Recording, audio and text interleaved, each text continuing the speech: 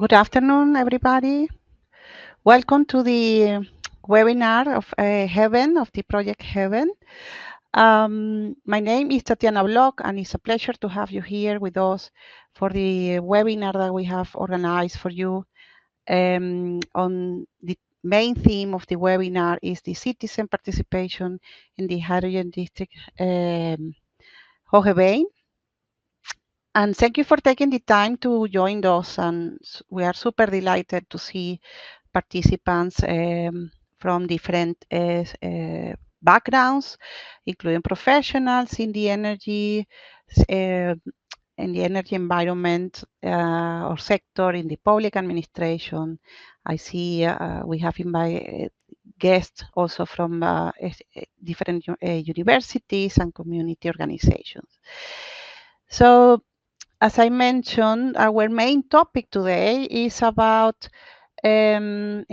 exploring how citizen engagement has been approached and implemented in the hydrogen district Hoogeveen, which is an initiative that is taking place here in the north of Netherlands.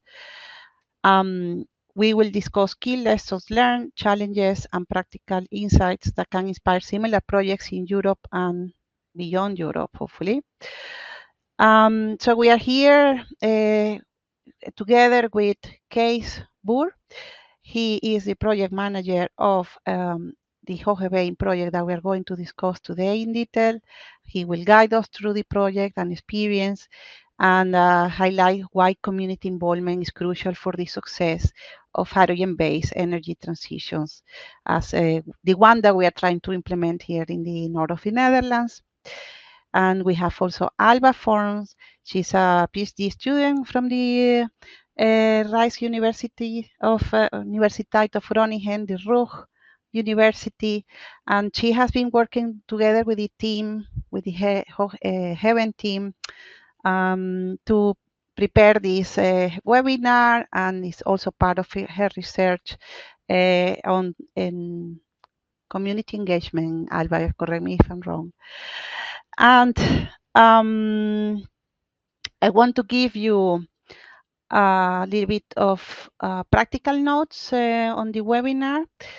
The webinar will be recorded, is being recorded actually.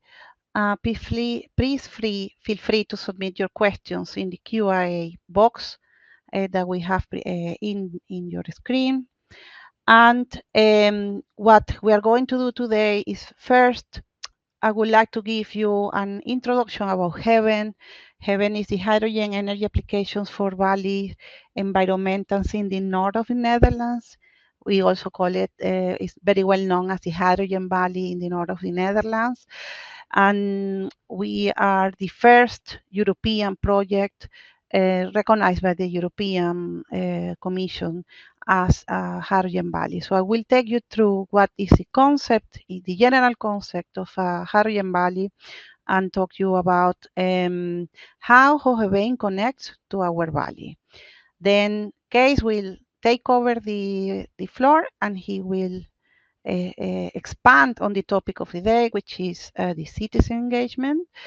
And the third part of the webinar will be a Q&A session that will be done by Alba, interacting with Kees. So we want to have a dynamic session, not only one-way communication. And later on, in the last bit of the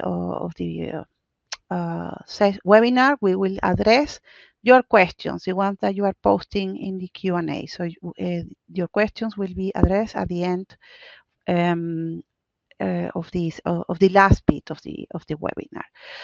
So I hope you enjoy the afternoon with us, and I will start then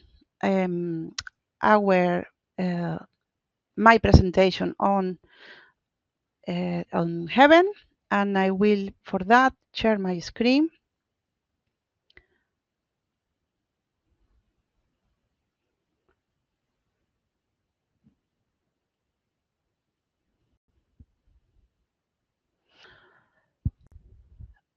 And well, this is a as I said, a brief introduction about the project.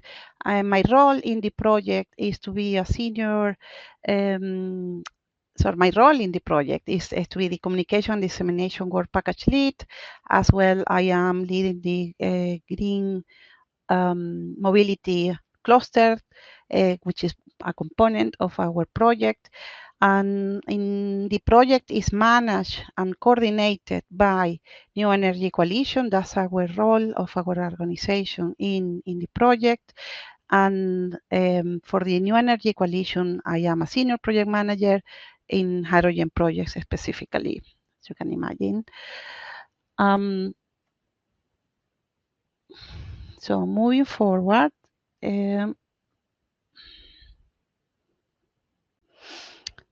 as I said in my introduction, I will talk about HEAVENN in a nutshell and talk about the public participation in Hoogeveen and how it connects with HEAVENN, and then I will leave the floor to Kees.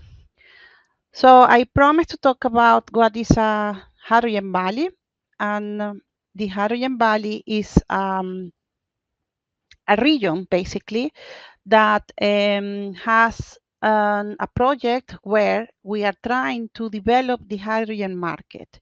And the idea is to have supply and demand in a region, a specific region, connected through infrastructure. So we can mature the whole, implement and mature the whole value chain. There are other activities that are a project that or a hydrogen valley that are connected to research, because we have to think about what we are deploying in 5 years time, but also what is going to be the scale up of the project for the future.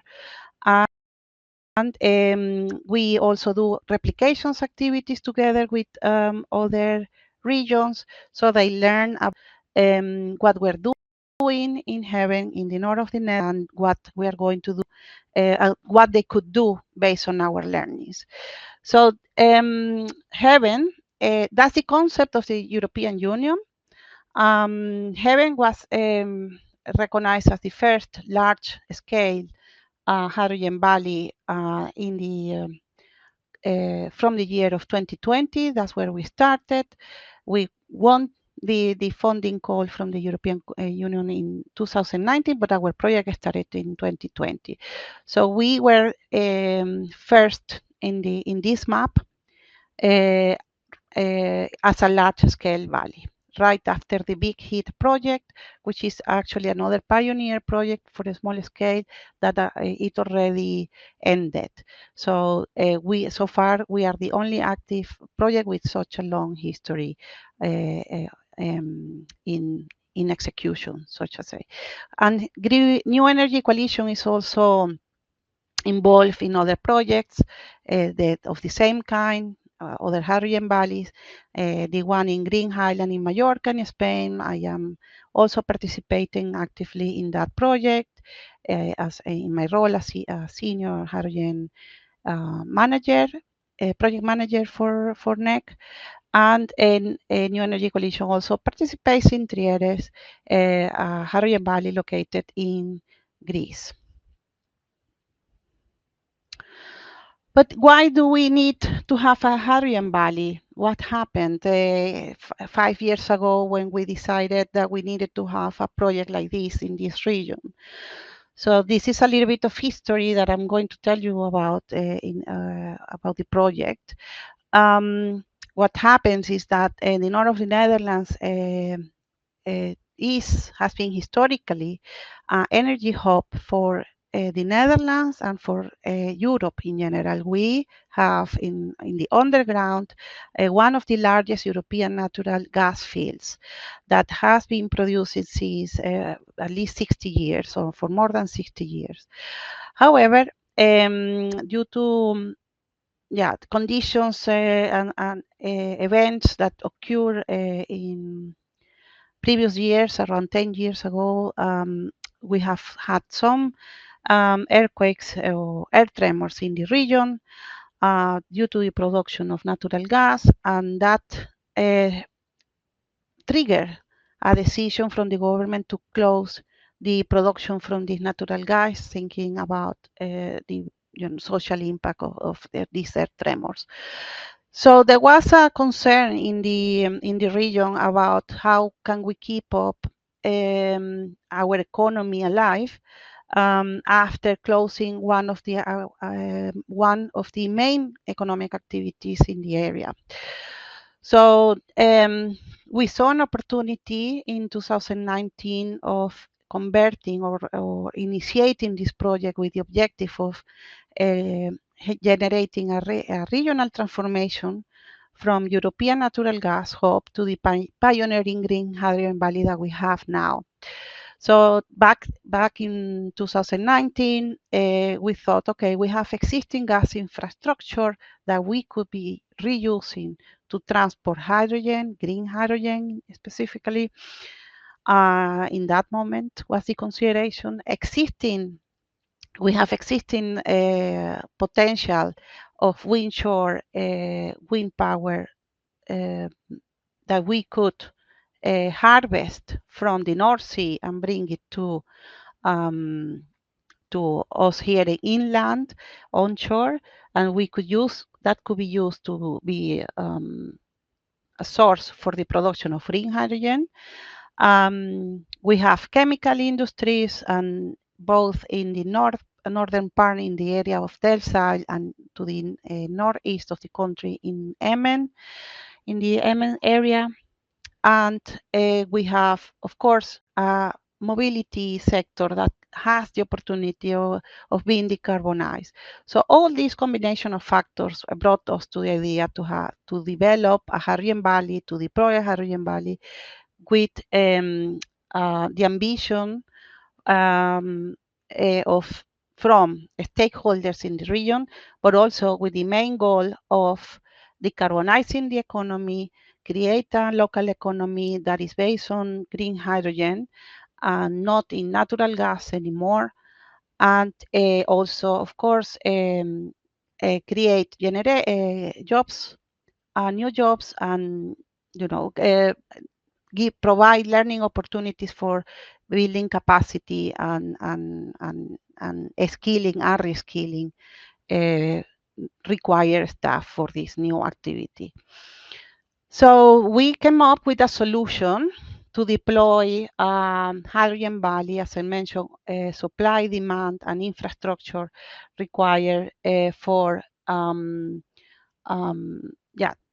to develop the supply, the hydrogen value chain of green hydrogen. And we have designed a project which is divided in 4 clusters. So one of the clusters refer to the decarbonization of the green mobility. Specifically, 2 of them are dedicated to industrial decarbonization. As I already mentioned, the regions in Delfzijl and in Emmen. And most importantly, the one that we are here today for is the cluster, what we call the cluster 2, where we have the case of Hoogeveen decarbonizing the use of hydrogen in the built environment. So what we have done is to incorporate this activity that was already in planning by the municipality, incorporated in our planning, and provide funding for their activities. So their focus from the technical point of view is to demonstrate the use of hydrogen in built environment in 2 neighborhoods. But I will let Kees to talk about more in detail, to walk us through more in detail on this matter. So I'm sharing you again our contact info. If you want to know more about HEAVENN, please contact us. Feel free to contact us. And with having said that, I will leave the floor to Kees, where you can please start take us about your study case and your learnings of public participation.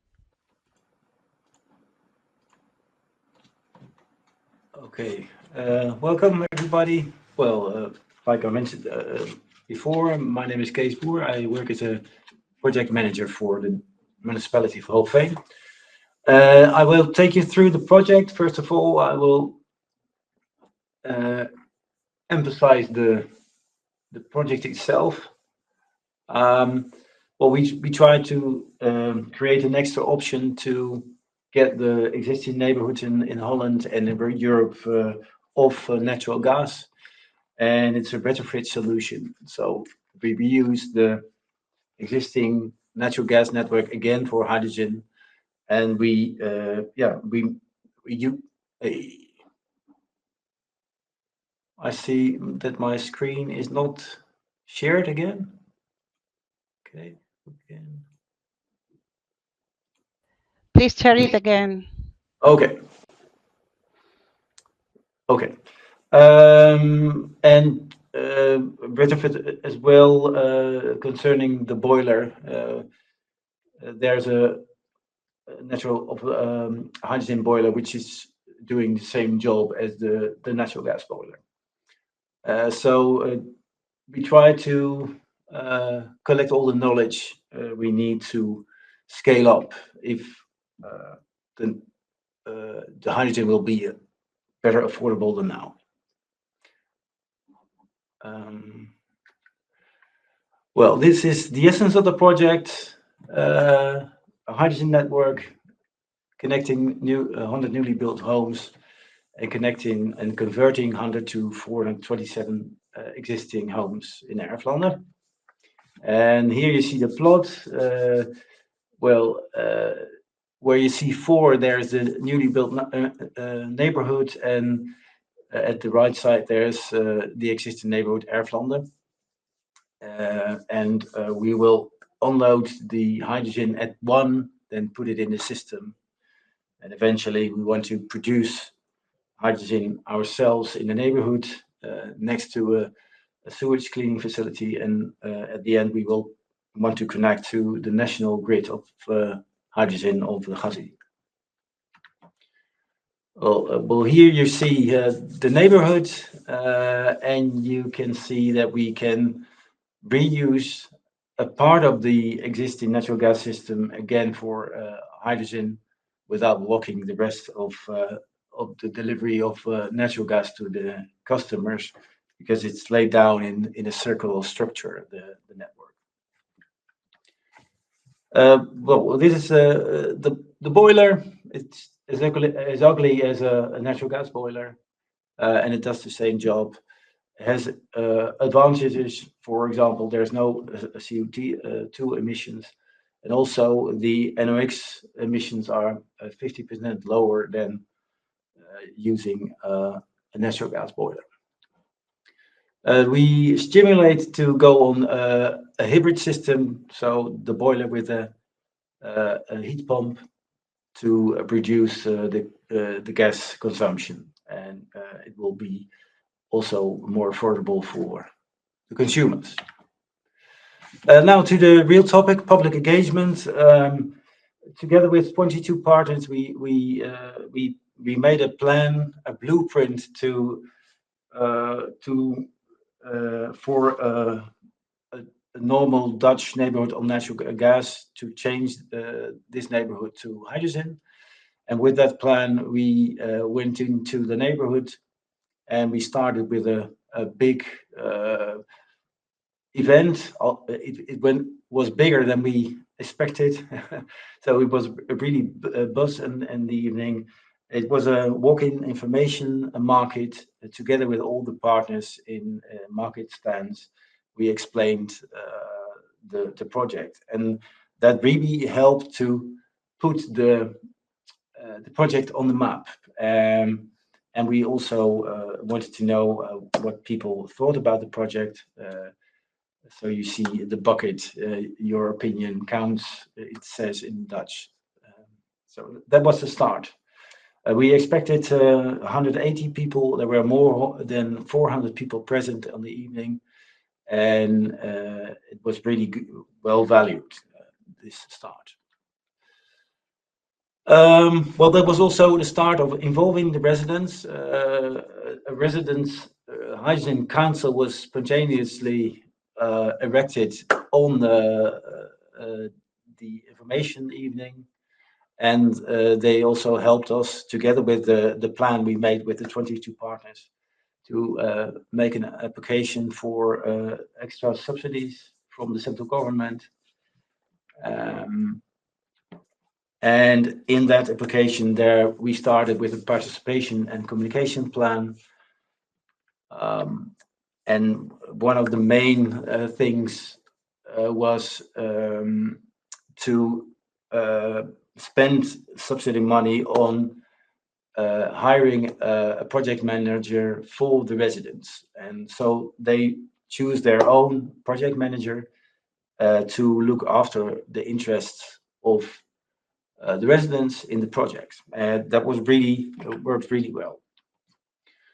The other thing we did is we started working groups on different topics, on technique, on communication, with the residents together with professionals to detail the plans for the neighborhood. And one of the main things we did is to collect feedback and to well, to discover what's really important for the residents. Um, and we used this feedback to make the plans better. So, and that was also a really practical, uh, direct way of involving the residents. Well, you saw a similar picture in the presentation of Tatiana. Uh, this is the hydrogen tiny house. We use it as a demonstration home, as a facility to meet with the residents and to have information evenings. And it has two hydrogen systems, one retrofit, so with a boiler, and also a self-sufficient hydrogen system. Uh, we can show the different ways that you can use hydrogen in built environment. This is a important part of the success because the project manager of the residents was working in this place, and there was a low threshold for people to come and ask questions about the project, and it is a good way to have meetings next to the residential area. This is Sjoerd. He is the project manager of the residence.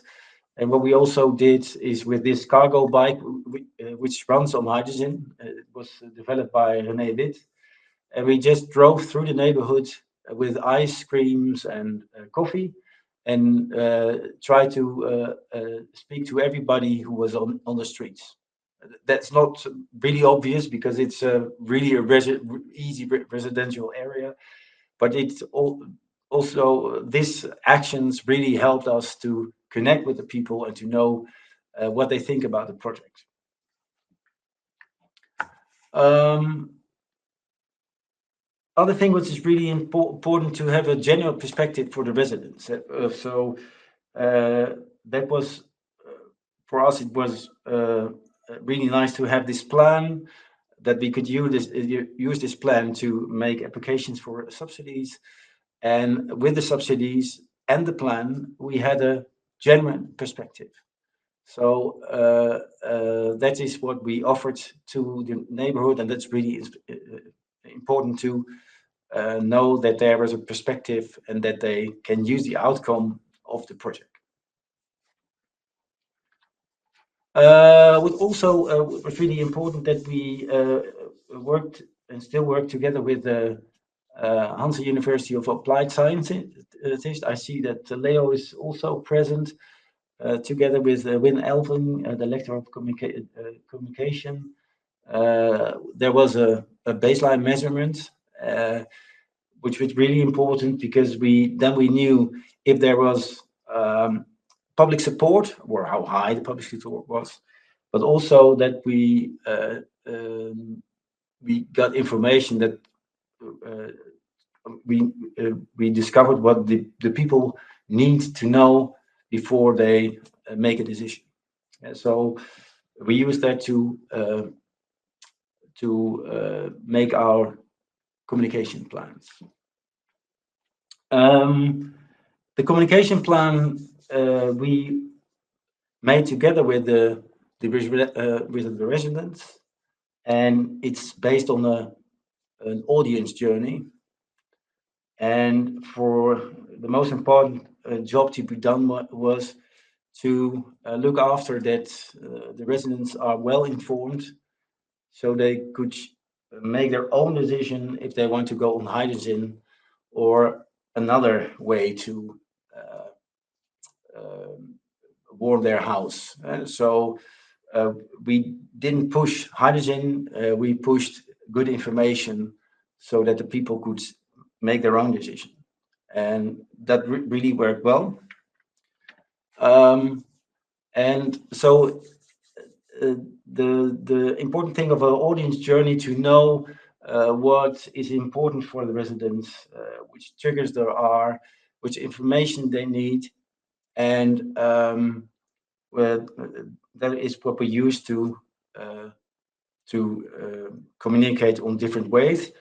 And there were uh, different stages in the process. So you know that in the beginning the people don't know much about the project. So that's the phase we call discover. So we um, invest in making sure that the people are well aware of the project, and if they're more informed, then we try to engage the people, and at the end we try to activate the people, and uh, we hope that they will make a choice to go on to hydrogen.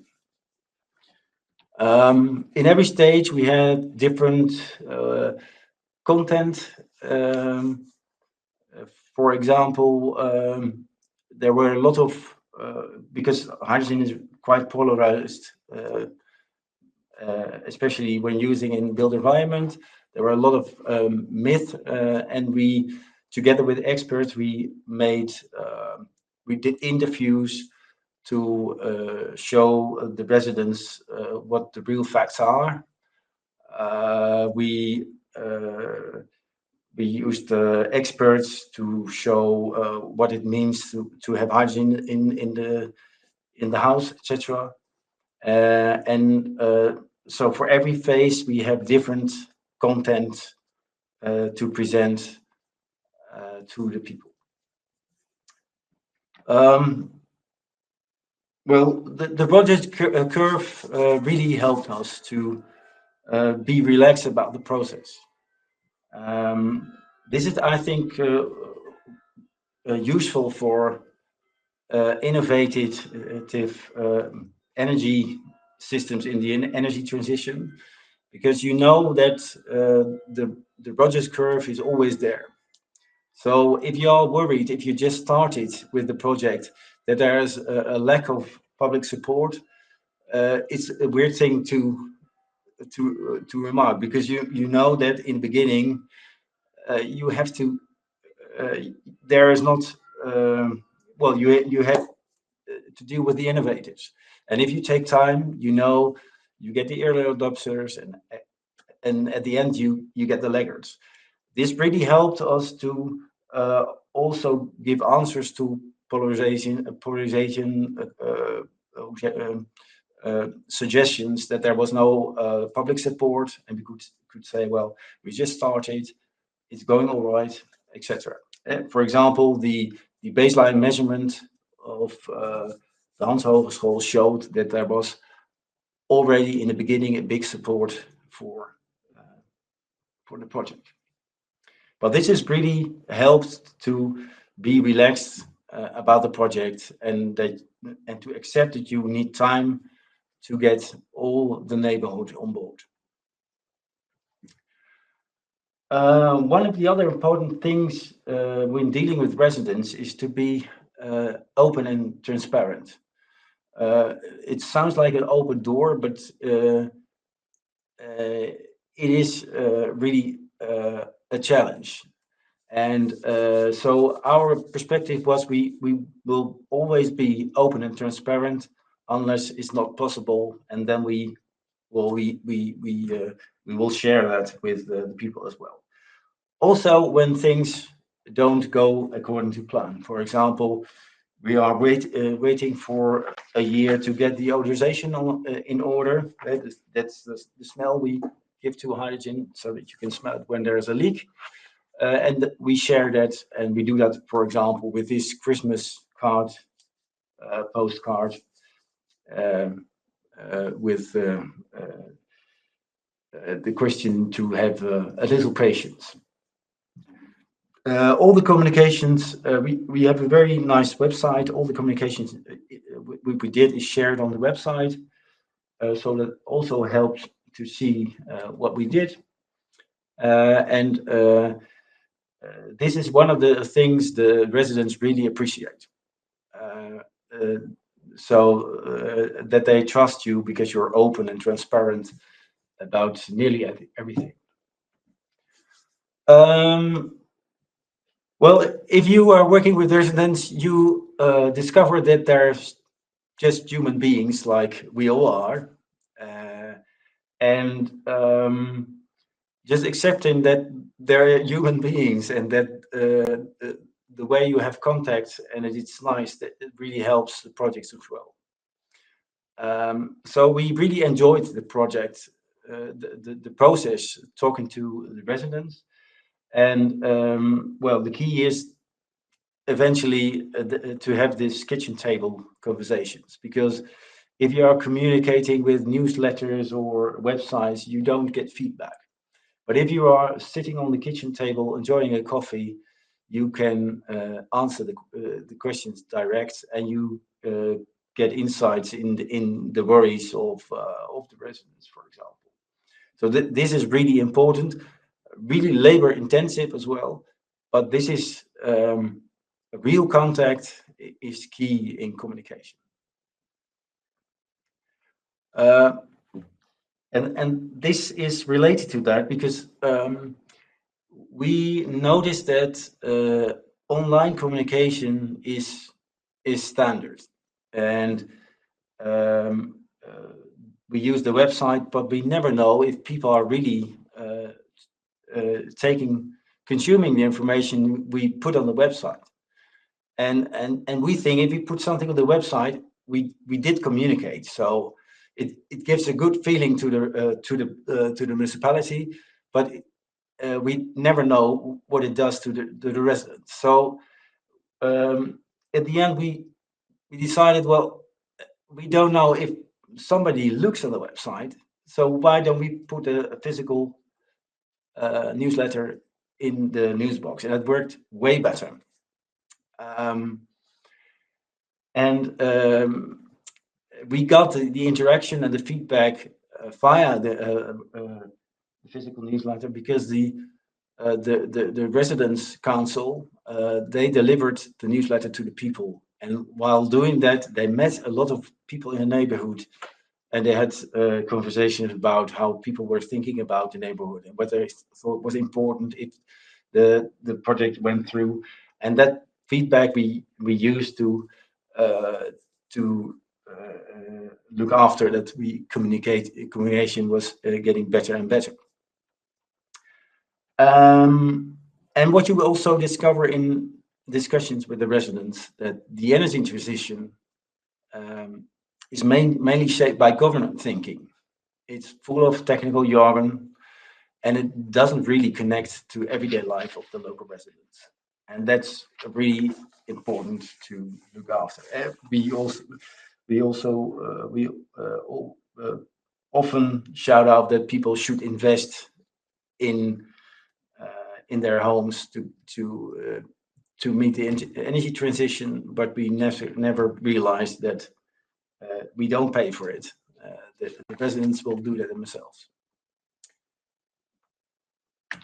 Um, Well, this is in the same line. We have this complicating ways of introducing of the energy transition. For example, een wijkuitvoeringsplan. It's a plan to it's a national tool, an implementation plan to get neighborhoods of natural gas, and it's really technocratic.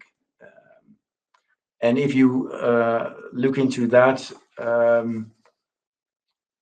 we're often busy ticking boxes because the central government is thinks it is important that the municipality uh, does it, but what does it do with the residents? So, for example, this really complicated neighborhood complication plan we translated in a magazine, really simple and easy to read, and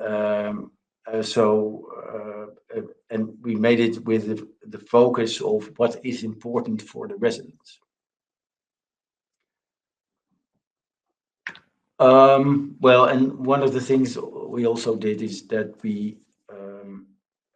there's a pre-tailored advice for the whole neighborhood, uh, because because of the fact that hydrogen is more expensive than we thought. We can't connect as many houses as we wanted. A lot of homes in the neighborhood will be connected to another type of energy.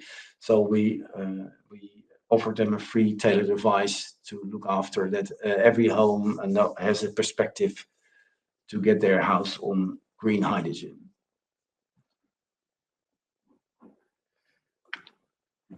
Um, well, this is my conclusion. That methods and techniques really helps, but we mustn't forget that what really matters is to have a genuine conversation with residents, um, and that we help the residents to make their own decisions, and we have to realize um, that they will decide when to make it, how to do it, and if it fits in their budget and wishes. So, and well, this is my final slide.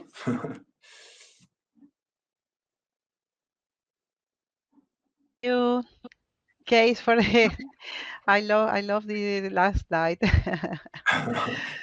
Ready for Christmas. Thank you so much for the brilliant presentation on the amazing work that you have done in Hoogeveen, in order to involve the community, not only to inform them, but really engage them and make them participate actively in all the process, across all the processes. It's been very well thought through and implemented, I think. Now I would like to start the Q&A session. Alba will have prepared kindly a few questions for you to share with the audience, and get more learnings, more insights from your experience. So I'll leave the floor to you both. Thank you, Tatiana. As Tatiana briefly introduced me before, Case, well, and you know yourself as well, I am part of academia, a PhD candidate, and in one of our preliminary meetings, I remember you said, for example, that public support, it does not only come from the citizens, but also from local authorities, from universities, governments as a whole. So I think it's a very nice opportunity today to bring together these three streams, right? You as a local authority, Tatiana as more the technical or industrial side of it, and I am happy to be covering the academic side. Thanks again for the presentation that you gave. I think it's quite complete and it covers plenty of the questions that I've been planning to ask, but I think it's good to follow up on certain aspects. The first of the questions that I would like to ask you, Case, for this specific webinar is if you did envisage, did you envisage that the project would face or would raise some public opposition? If so, which were like the most contested arguments? And if you took any anticipatory measures to avoid these oppositions? Well, we feared that there was a lot of opposition because of safety issues, but there weren't, not as much. And the biggest opposition came from the social media because of the question is hydrogen best for using in the built environment? And the biggest worries of the residents are, is it affordable? And the second is, what does the introduction of hydrogen with my house, with my home?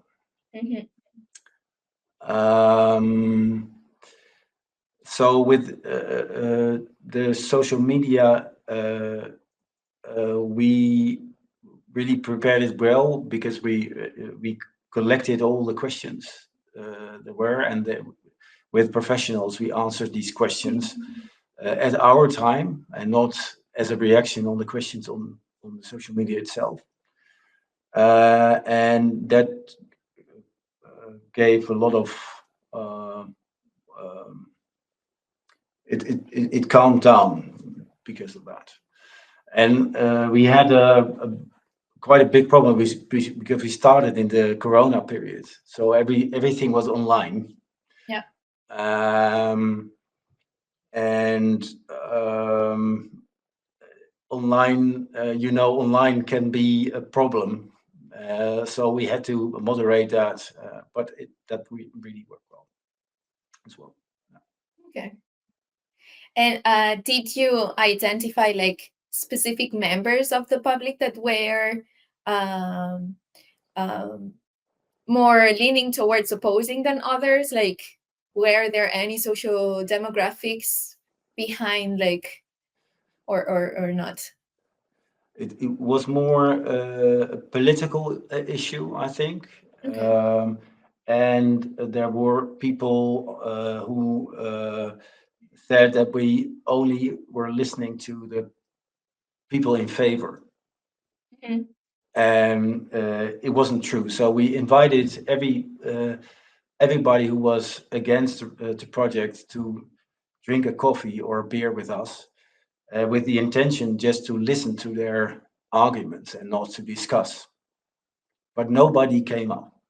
Yeah. And after that, the opposition was hardly there.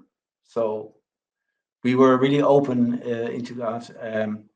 And eventually, we have a really good offer for the residents because we pay a lot with the subsidies. It doesn't mean much for the homes. Well, we paid for a new electrical cooking appliance, etc. So, and maybe the biggest problem was to convince the people that we were open, and there were no, what you call it in English, we call it in Dutch, addertjes onder het gras. There were no snakes under because they thought the offer was too good to be true. Yeah. Very interesting. You were mentioning that you use different lines of communication, right, or interaction with the residents and the public. And you were mentioning that certain environments work better than others. Like you are saying yourself that online was a bit trickier, but which would you say was the main environment that led this initiative to succeed? Well, I think one of the most important things was that we had this residential council. Yeah. And they had a very hybrid function because they were not representatives of the neighborhood, but they were the ears and the eyes. And together with their own project manager, they were really able to emphasize the interests of the residents in the project. So that was really important, and that got better because they delivered the newsletter, and Yeah. they could talk to everybody in a mutual way, and they were literally our ears and eyes in the neighborhood. So they also helped to get support for the first connection of the first 9 homes. And so if there was a neighbor who was in doubt, they talked to them, and they managed to get them in favor. So I think that was really important. So the combination between a residence council, which were really neutral, and our eyes and ears together with this project manager, which was really laid back as well, which really helped. So we had a really good sparring partner as a municipality to know and to look after the interest of the residents. Yeah, I also understand that if there's a council of residents, other residents also feel more familiar, and it helps to build trust, right? In Right. between the district in general. In our preliminary meeting, I remember you mentioned that when it comes to organizing public participation, it is better to prioritize the quality of this participation over the quantity of the residents that may participate. Could you perhaps elaborate a bit more on that idea? Well, this is one thing which I mentioned in my presentation, is if you enter the living world of the residents, and if I look to myself, I am tired in the evening because I'm talking all day, and I don't want to talk to anybody. I just want to relax. So a lot of people in the residential areas, they just live their lives, and they're not interested in participation. It's not a lack of interest; it's just the way it is. But having a few people who are interested in looking after the interest of the people is really effective, because not everybody, but there are common interests, like, is it affordable, is it safe? It's not so difficult to and the quality of the information is really good of this limited group. And you can see what a limited group can do in getting more public acceptance by just delivering the newsletter. So instead of focusing on large numbers of people participation, it's really important to focus on a small group, and to focus on your own way of communication, so that show that you are reliable, that you promise, you keep your promises. That's much more important than have large groups participating. Okay, I will give closure to my questions with one last one, because I see we have a couple of questions from the public. My last question, it would be, now that the project is starting to being implemented and the participation process has been in a way completed or finished, how do the residents or the civil society in Hoogeveen still engage in this hydrogen end use project? If they engage. We have a difficult year. We have had a difficult year because of the organization wasn't in order, so we couldn't start. So for us, it's not really clear how the public engagement is, except for that the the first 9 homes are really forgiving. So they are often saying, well, the delay is not so bad for us, but we we think it's a pity for you that for your project. So and we try to do the right thing. Yeah? For example, if people are waiting for a year, and when their existing natural gas boiler um, breaks down, we look after that it's fixed. So in that way, we try to keep up the acceptance. So Perfect.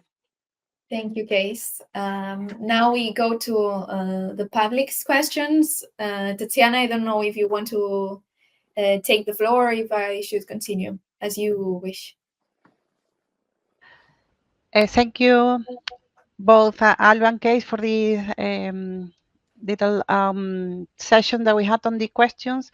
Now we have a question indeed from Yahim, and his question is, if a lot of the other parts of the EU are reluctant to adopt hydrogen, at least as for now, if there is one message that other countries, other EU countries should learn from the successes in Hoogeveen, what this message be? okay, maybe it's there are always a lot of reasons to not do something, but it's much more effective to look into just do something. And the energy transition is really complex, and that we need every option to meet our goals. So why don't we share the option of hydrogen and look after that it is possible to scale up in every country in Europe if the opportunity is there. For example, if hydrogen is more affordable. And if you're not prepared, you can't use it. And maybe you need it in time. And for example, in big cities, in inner cities, where there's no space underground, where there's a high density of houses, maybe the only thing you can use to get rid of natural gas is a green gas, such as hydrogen. So there are developments now, for example, the multi-fuel boiler, which can consume every gas you put into it, because it sees itself what sort of gas, and it tweaks itself via the software. So there are a lot of reasons to just try it and to keep the option on the shelf. Yes, I cannot agree more, Case. I think one of the objectives of HEAVENN is indeed to demonstrate the what you just said, the applicability or the applications of different applications of hydrogen. How can we produce it? And we are learning by doing. So far, indeed, there was some reluctancy about the use of hydrogen in certain sectors for many reasons, but this shouldn't stop us. We still have to learn to mature the technologies, to lower their cost, to also to make it more to scale it up. So as long as we scale it up in terms of supply and demand, the market will be there. Hopefully, the prices will go down, and the use of green hydrogen will expand. And indeed, that's what we're doing in HEAVENN. Hoogeveen is a study case on a specific demonstration on, as I mentioned, on heating in the built environment, but we are also demonstrating successfully the applications of hydrogen in cities, like in Hoogeveen, also in Groningen, in the municipality of Groningen, and industrial uses in Delfzijl, in the north of in the province of Groningen, in Emmen.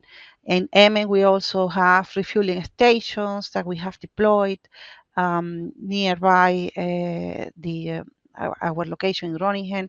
We also have deployed taxis that are circulating. So you see, many applications have been demonstrated in HEAVENN, and we still working on deploying successfully even more activities. But it's also important that the European community will look after that the legislation is in order, because and now the case is that a hydrogen boiler builder has to do the application in every country, because there's no European legislation for 100% hydrogen application. So that's really important as well.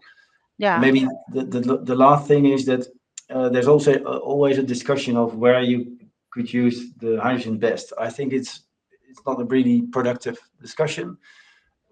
We try to connect it to the hydrogen economy, and if the industry is running on hydrogen and we use a little bit of that for the built environment, well, that's the case. We can work together, and then you look into the system of hydrogen, of the hydrogen economy, instead of exactly. One single application. Right. Yeah, indeed. Well, of course, the European Commission is working hard in creating those policies that can motivate and not only financially, but also creating the legal environment that is required, and also creating standards, technical standards and regulations that are applicable across the European Union. So that will also indeed facilitate the deployment of uses of hydrogen. So I think, Yahim, I hope we answered your question. Thank you very much for posting that question. There is a new question from Sassad. Or more, yes, she's asking, they're asking if it was well, this was a really insightful and soulful presentation. Thank you so much for the positive feedback. And indeed, we're going to share the slides, and we can share also a link to the webinar that has been recorded. You can come back to our HEAVENN website, where we are going to store the recording of the webinar and make it available for more people to attend. Please share the voice or share this information with your contacts so they can also learn from this experience that we have commented with you, with Kees and Alba today. So having said that, if there are no more questions pending in the box, I will then finish our activity for the day, bring it to an end. I would like to thank you one more time, Kees and Alba, for your participation, and I also want to thank our colleague Kevin Baker, that is in the background. He has helped us prepare from the technical point of view and the marketing point of view all these webinars successfully today. Thank you, Kevin. And well, we hope to see you soon in a new webinar that we are also preparing. Is in our pipeline. We will continue with the topic on public participation and this take and engagement. And this time we are going, no, the next time we are going to talk about how what has been the experience of one of our partners, Hivestock and Gas Uni, in engaging the community for the activity in storing hydrogen in the underground. They have a different approach, and there's also a lot of learnings to gather from them. So I wish you a good afternoon all, and thank you for joining today one more time. Thank you, everyone. And thank you, Tatiana and Case. Bye. Thank you. Bye bye.